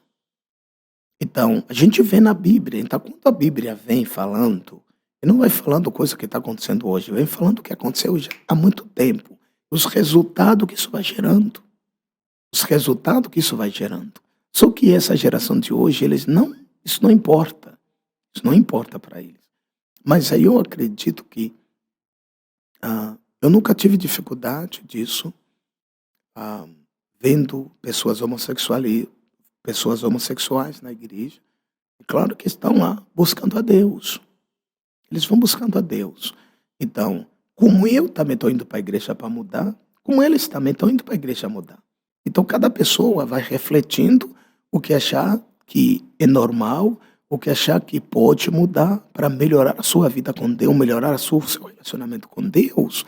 Isso depende de cada pessoa. Então, não jogando pedra, por exemplo, na igreja, a gente teve muitos que estavam lá, mas talvez não aguentaram a pressão, eles saíram, mas ainda tem alguns ainda. Mas o que acontece? Dentro disso, todo mundo está indo para a igreja, todo mundo, seja eles, seja homossexual, como não? A gente estamos indo para a igreja com um propósito, mudar a vida. Ver Cristo, ter Deus na sua vida.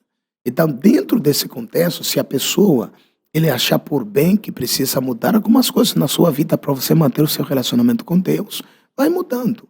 Talvez tem pessoas que como estou, meu relacionamento com Deus está ótimo, está bem, graças a Deus. Vai caminhando de acordo com a crença e a verdade que você tem vivido o tempo todo. O senhor falou logo no início sobre os anjos descerem aos céus e ter relações com outros homens Sim. e tal. Isso me fez lembrar de um livro do Enoque. Sim. Livro do Enoque. Sim. Que Enoque foi arrebatado, não é isso? Sim. Foi para os céus sem ter a morte. e ele era a sétima, se eu não me engano, a sétima geração de Noé. Sim. E pelo que eu já vi, o livro de Enoque, ele é muito importante e complementa, não é que complementa, mas fala um pouco sobre a Bíblia. Sim. O que o senhor acha do livro do Enoque? Que ele até comenta também sobre essa relação de anjos com De anjos, com homens, os homens. e Sim. anjos com Anjos mulheres caídos. também, Sim. e até essas mulheres engravidaram, e gigantes, enfim. Tem uma história, querendo ou não, curiosa. E Sim. por ser um homem de Deus, Enoque, foi Sim. arrebatado, Sim. há uma curiosidade. Por que o livro dele não está na Bíblia?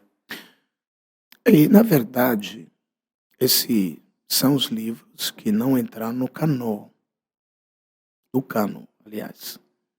Então, porque houve muita censura a isso, perceberam que talvez são livros que não foram inspirados. Então, no cânon só entrou livros que foram considerados livros inspirados por Deus. Então, como você encontra Macabeus, encontra livro de Esther, encontra livro de Judite. Então, esses livros todos você encontra. Mas por quê? Porque não entrou no cânon porque eles consideram livros não inspirados por Deus. São livros que foram escritos pela inteligência das pessoas, mas não teve uma intervenção divina. Né? Teve uma intervenção divina. Então, por isso que ele não entrou no cânon. Mas são livros que ele conta histórias verídicas, histórias verdadeiras. Então, até inclusive, a gente usa para ter o conhecimento gerais, sabendo dessa realidade que está falando dos anjos caídos fazendo sexo com as mulheres, que futuramente que gerou os gigantes, e tem a linha teológica que acredita dessa forma. Então, são importantes, mas, na verdade, talvez hoje não explorados exatamente por causa disso. Porque se eu falar para você que esse celular, ele não é verdadeiro, como chama aqui vocês?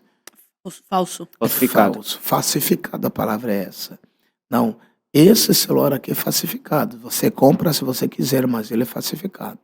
Você vai comprar? Não. Não vai comprar. Então, talvez é falsificado, mas pode ser útil para você. Pode ser falsificado para alguém, ou talvez não seja, mas como já colocaram o nome que é falsificado, muita gente vão rejeitar já só por causa disso. Mas talvez seja algo importante, mas como a gente já encontrou os canofeitas, então, hoje, então, o que as pessoas mais correm, o que as pessoas procuram? Aquilo que já está escrito, aquilo que foi aprovado, que é certo, então aquilo que segue. Mas se você olhar, é muita verdade que você encontra nesses livros que não são inspirados, e você vai encontrar histórias muito verídicas, muito verdadeiras, e a vida de Deus aí. Mas como não foi escolhido, não entrou no cânon, então a partir daí talvez é rejeitado por causa disso. Tem muitos, eles não usam nos seus púlpitos, não pregam, mas esse serve como livros para conexão de histórias que a gente estuda hoje na Bíblia. Então hoje ainda são úteis, ainda as pessoas estudam. Macabeu I, segundos, Esther, Sabedorias, esses livros todos são importantes, Então a gente estuda, se bem que ele não entrou no cânon, porque é considerado livro não inspirados, mas mesmo assim, hoje ainda são muito úteis. Apóstolo, a gente conhece. Eu já conheci. Quando eu ouvi falar do senhor, conheci Sim. e tal, já foi como apóstolo. Sim. E eu fiquei com a dúvida, tipo, qual a diferença entre pastor e apóstolo? Apóstolo, certo. Muito bem. A diferença talvez não seja, no contexto, principalmente aqui no Brasil, talvez não seja muito diferente, não seja muito distante a diferença. Então, se você olhar na Bíblia, no livro de Efésios, você encontra essa classe: apóstolos, profetas, evangelistas, pastores e mestres. Então, são esses 5, são 6, são 9.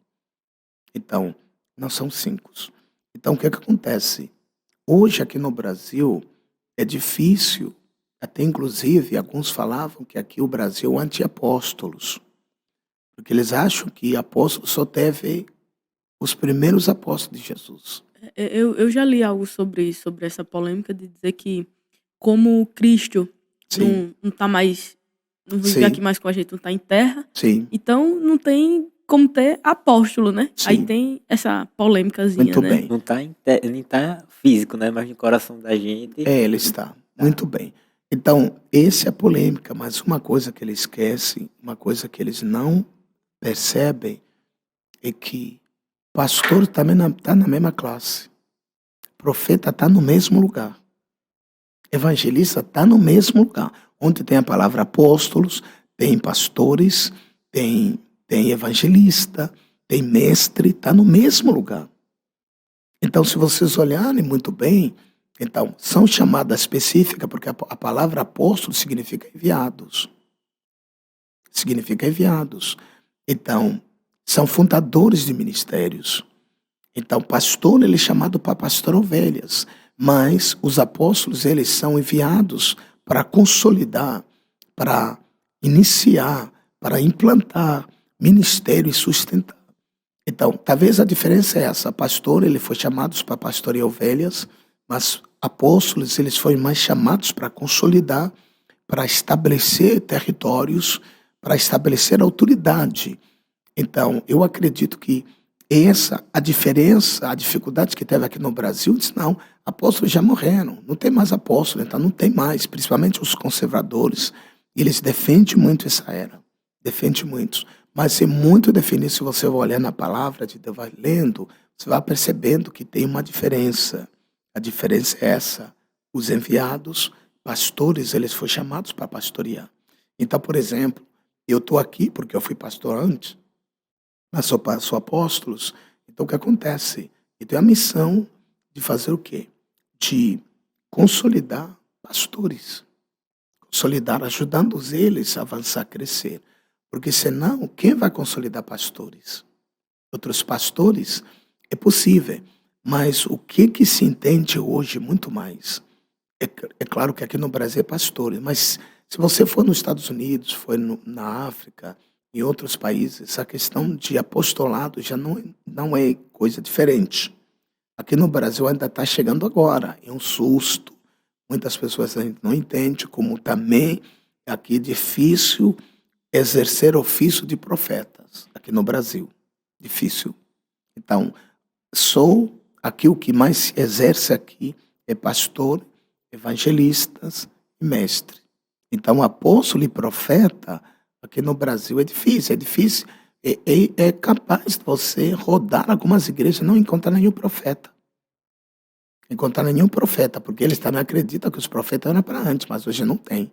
Agora, eu não sei por que tem pastores, tem evangelistas, se tudo está no mesmo canto. Entendi. O senhor tem uma aproximação curiosa, né, com a Igreja Católica. Sim, Eu tenho um respeito e um carinho. sim. Como é a ligação do senhor com a sua religião, com a sua igreja, com a Igreja Católica? Católicas. Eu creio, meu amado, é o seguinte, é que o objetivo da Igreja Católica é o mesmo. O propósito é o mesmo. O propósito da Igreja Católica é ganhar vida, consolidar a vida. Então, o propósito meu é para fazer o quê? É para ganhar vida, consolidar a vida. Então, por isso que eu não vejo a diferença. É claro que tem alguns dogmas deles, que eu respeito os dogmas que eles têm, que não tem como mudar, é deles, então eu preciso respeitar dentro do contexto dele. Então, eu não... Por exemplo, aqui quando cheguei aqui eu tive um amigo, o Padre Francisco, era um amiguíssimo meu, Foi quem me batizou. foi mesmo. Quem? Então, amiguíssimo meu, inclusive quando eu fiquei na África, eu fiquei estagnado lá, porque o meu passaporte tinha expirado, aí eu fiquei uns 3 meses para tratar o passaporte lá. Aí o que se ouviu aqui, o pastor Moisés não ia voltar mais aqui, não. Aí nisso, o padre levantou a igreja católica para orar por mim, rezar por mim. Você acredita? Ele Acredito. ligava para mim, Acredito. ele diz assim, olha só, levantamos o povo aqui para rezar por você, para você vir para o Brasil.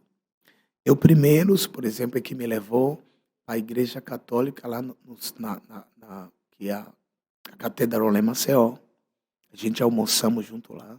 Fomos junto, almoçamos lá naquela catedral e fomos lá no, como chama essa cidade históricas depois Marechal? Marechal. Tinha um centro de recuperação. Aí fui lá com eles, tinha algumas senhoras foram com a gente e lá visitamos, fizemos a missa junto. Aí ele disse assim, pastor, eu vou ler o evangelho, você explica. Então, Massa. Padre Francisco, ele leu o evangelho, aí eu expliquei, oramos com o pessoal. Eu tenho um amigo muito bem próximo, o Dr. Leandro, e então eu nunca tive dificuldade. Nunca tive dificuldade. Tem pessoas aqui, católicos, que pensam benção a mim. Passo na rua, pensa, pastor. Mas eu quê? Porque eu entendo reinos. Diferença vai existir. Diferença não é pecado, diferença não é problema, diferença porque é diferente. Eu preciso entender isso. Só que muitas vezes as nossas origens evangélicas, eles criam essas polêmicas e as pessoas continuam perpetuando essa guerra o tempo todo. A gente tá chegando no finalzinho já. Muito Fazer as 2 últimas perguntas.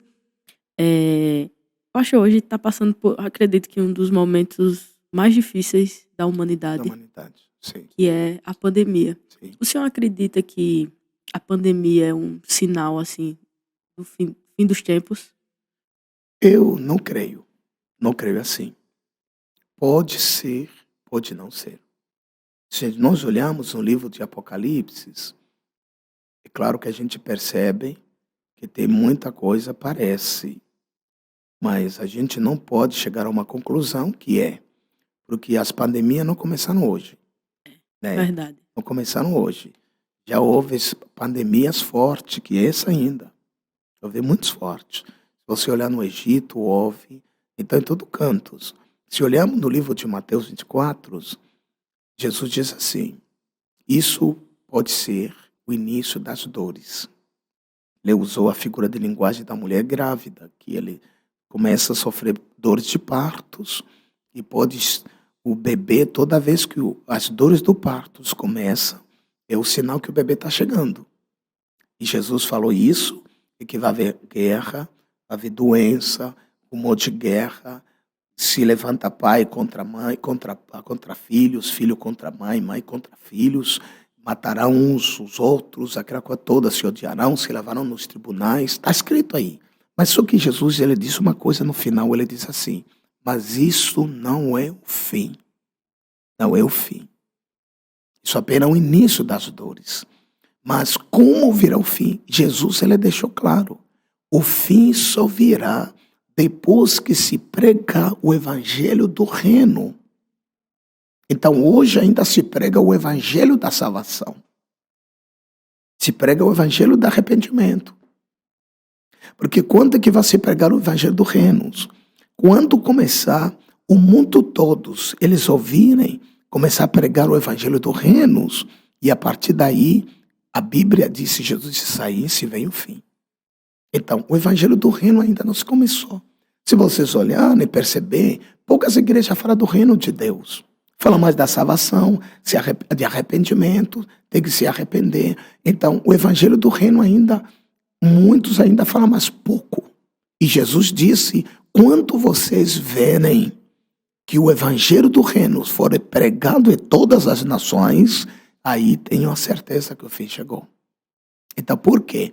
Porque o evangelho do reino, se eles começam a ser pregados, é o sinal de que Cristo está chegando. Se chegar, então, quanto tempo Cristo vai ficar com esse reino? São 1000 anos. Ele vai reinar na terra 1000 anos. Jesus Cristo ainda virá reinar na terra 1000 anos ainda. Então, o evangelho do reino é preparado exatamente porque agora se começa uma nova era. Mas se nós olhamos, é claro, eu não posso dizer que talvez não tenha algumas evidências, pode ter. Mas como a gente já teve muitas pandemias, quem passou as pandemias deles também talvez pensava a mesma coisa, né? Verdade. Pensava a mesma coisa. E nós também, que nunca vivemos pandemia nenhuma, essa é a primeira pandemia que nós estamos vivendo nessa nossa geração. Teve pessoas que têm 70 anos, já tiveram pandemias aqui. Já passaram pandemia, já passou pandemia. Mas a nossa geração de 40 anos para baixo, essa é a primeira pandemia que estamos vivendo. É claro que a gente pode pensar um monte de coisas. Será que é o fim? Será que é essa unificação? Porque a partir de agora, e se percebeu como se domina o mundo. Como se domina. Você imagina um vírus, conseguiu paralisar o mundo todo. O mundo todo. Mas isso a gente não pode definir categoricamente que já é o fim. Porque o próprio Jesus, ele nos alerta. Verão tudo isso, mas ainda não é o fim. Pode ser o início das dores. Agora, nossa última pergunta. Certo. Apóstolo, tem alguma programação para a igreja para os próximos meses? Algum evento, alguma coisa especial que vai acontecer? Uau! A gente tem o Congresso Nacional nosso, que vai ser dia 18, 19, 20 e 21 de novembro. É o congresso onde as igrejas que temos, por exemplo, tem uma igreja em Curitiba, temos as igrejas aqui nas redondezas, aqui na cidade, como Santana, aqui Branquinha. Então, aqui também temos umas duas, aqui na cidade mesmo. Então, é o único tempo que eles deixam as igrejas deles, todo mundo fica num lugar só. A gente consolida todos. Isso vai ser um tempo muito maravilhoso. A gente já estamos vendendo os ingressos. Mas por que ingresso? Por que a gente vende? Por que não é de graça? Porque temos despesa. A gente chama preletores de peso que vêm dessa vez. Então, não só, também o espaço é muito pequeno. O espaço é muito pequeno. E aí a gente só temos 600 lugares. E a gente temos mais de 800 pessoas. Toda a igreja. Então, aí o que acontece? Quem comprar o quanto antes, ele vai participar no congresso. Mas vai ser muito bom. A gente vai receber um cantor que é do MI, da Igreja de Restauração em Manaus, que é o apóstolo Gilmar. Então, ele vai estar aqui ministrando. E tem outro apóstolo. A esposa dele vem porque ele faleceu com Covid. Ele já estava na escala para vir ministrar aqui, depois morreu com Covid. Aí quem vem é a esposa dele, que é a apóstola Lúcia. Depois tem o pastor muito conhecido aqui no Brasil, que é o Raik. É muito bom ele também vai estar com a gente. E eu sei que vai ser um céu descendo aqui na cidade. Vai ser muito bom. Vai ser dia 18, 19, 20 e 21 de novembro. E também acredito que ele cai no mesmo tempo da consciência negra aqui é a União. Então, enquanto eles lutam lá, a gente luta de outro lado, a gente se une e a cidade é movimentada. Vai ser muito bom. Muito massa. Apóstolo, queria agradecer demais. Eu sei que o senhor veio cansado do culto, mas estar aqui com a gente. Exato. Queria agradecer demais a participação do senhor. Eu é que agradeço por essa oportunidade, né? O menino, o Israel, falou muito tempo. Faz tempo, ligava. Apóstolo, é hoje. Eu disse, não, hoje não. Hoje não. E hoje ainda, quando era 16 horas, quando eu estava sentindo, eu já estava cansado. Eu disse, meu Deus, porque ainda não saí na igreja. Eu passei o dia todo atendendo o pessoal. Aí depois, eu saí, corri para almoçar, já tarde. Aí depois voltei, ainda estava preparando o sermão. Aí depois, quando vi o corpo, eu disse, meu filho, tem como colocar outro dia? Porque hoje eu não consigo, se eu vou conseguir. Mas aí depois eu disse, apóstolo, já está tudo montado, não tem mais como desistir. Eu disse, está tudo bem. Eu vou lá, só não faça muito tempo. Vai ser um pouco tempo. Mas olha só o tempo, acho que já vai por 1 hora, né? Olha só. Foi. Mas é muito gostoso fazer esse podcast. Quando tem uma pessoa inspiradora, né? Conversa tal, tem várias histórias, como todas as outras que passaram aqui. Muito bem. Muito obrigado, pastor. Eu aqui agradeço. Obrigado. Então é isso, pessoal. Chegamos ao fim de mais um episódio. Então se inscreva no canal, siga a gente nas redes sociais, @blackoutpdc. Valeu!